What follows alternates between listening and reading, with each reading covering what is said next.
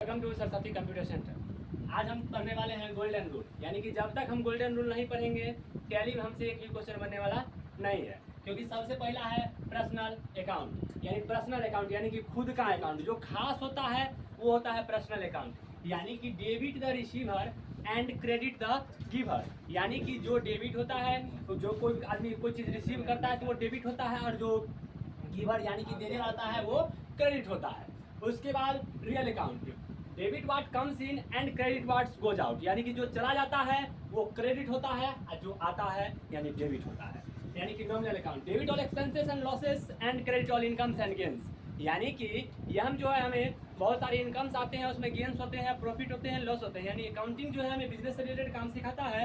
हम टैली में बिजनेस से रिलेटेड ही काम सीखने वाले हैं। पिछले क्लास में हम बताए थे सेल्स और परचेज का एंट्री, तो सेल्स और परचेज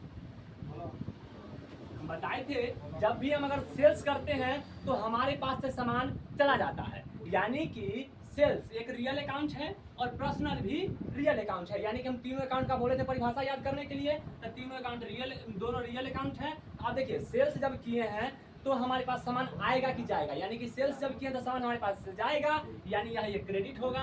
अब परचेज करेंगे तो सामान हमारे पास आएगा, यानी कि यहाँ क्या होगा, डेबिट होगा। तो ये हम कहाँ से जान गए, ये हम फार्मूला जाने, यानी कि डेबिट वाट कम्स इन, यानी परचेज कर रहे हैं तो आ रहा है, यानी डेबिट को हम डीआर से सूचित करते हैं। And credit what's goes out, यानी बेच रहे हैं तो जा रहा है, यानी सीआर से सूचित करते हैं। इसीलिए हम बताए थे क्रेडिट सीआर में और डेबिट डीआर में, तो हम पिछले क्लास में बता चुके हैं। और उसके बाद आज में हम फिर से लास्ट एक वीडियो में चलेंगे जिसमें हम क्वेश्चन का डिस्कशन करेंगे।